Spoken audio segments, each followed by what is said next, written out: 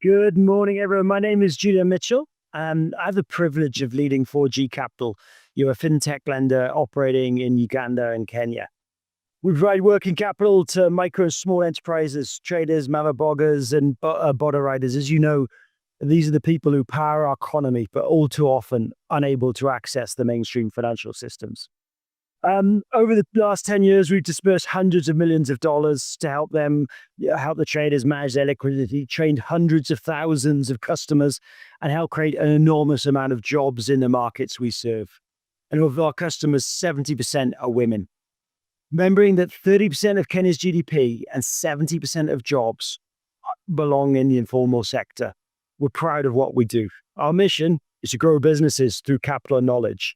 And the positive impact that brings, we remain very proud of. Now, as we grow 4G, we see firsthand the policy choices, especially from a tax administration point of view, that can either accelerate or stifle this growth.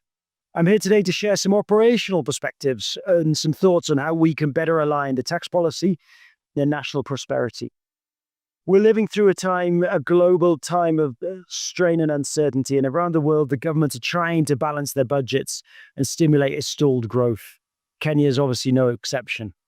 But what makes the challenge more difficult in Kenya, and frankly more urgent, is our attractiveness as a place to do business is deteriorating.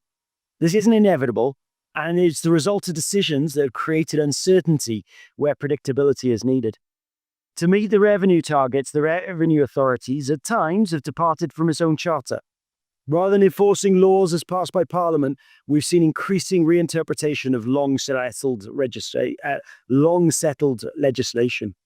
Businesses thrive on commercial risk and uncertainty. It's how we compete, it's how we grow. But tax uncertainty is not the right kind of uncertainty. It deters investments, chokes confidence, and undermines growth, deterring both local and international investment at precisely the moment we need the capital most. Microfinance and technology are among the sectors most affected.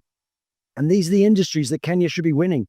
We have a competitive cost base. We've got a highly educated English-speaking workforce and a regional reach. These are also the sectors best placed to support the growth of the nano and micro enterprises, the backbone of Kenya's economy.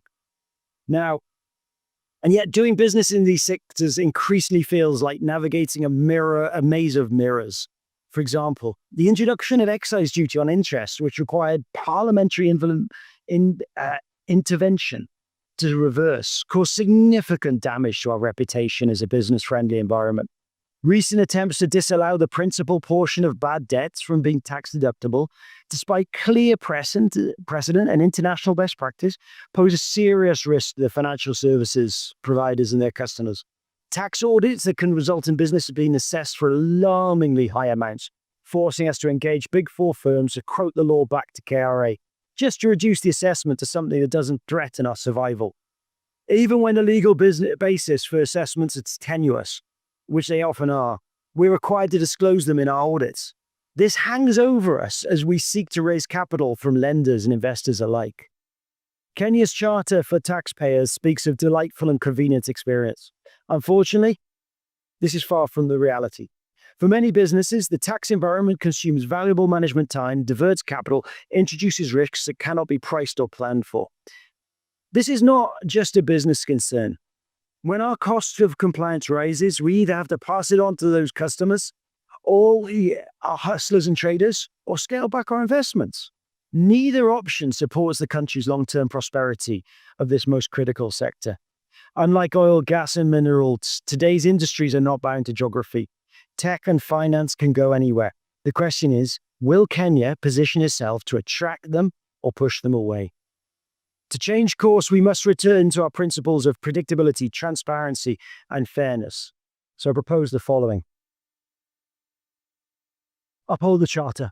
The KRA apply the laws passed by Parliament and not reinterpret them unpredictably to chase targets. Promote transparency on policy changes. Businesses can adapt to change, but we need clear, forward-looking communication to prepare and respond. And create a forum for dialogue. This forum is a welcome step. Let's institutionalize open, ongoing engagements between the businesses, KRA, and lawmakers. And at a policy level above enforcement, we urge the government and policymakers to unleash the power of businesses, to address the development challenges, and learn that from the mistakes of countries where high tax and spend policies have created unsustainable debt levels and crashed productivity. We've seen direct correlation between aggressive taxation measures and reduced overall tax take. Good examples of the opposite: Ireland and Estonia, the lower corporate tax encourage investments and deliver government surplus. For G Capital, we believe that when our clients grow, we grow. And when the businesses across Kenya grow, the nation grows. We're not just taxpayers, we're partners in building Kenya's future. Now, I urge the KRA and all stakeholders to align the enforcement activities with Kenya's long-term development goals. Let's build a tax system that's fair, predictable, and enviable, enabling particular growth sectors like microfinance. We're ready to play our part, not just in compliance, but in sharing insights and fostering the business environment where ambition is rewarded, not penalized.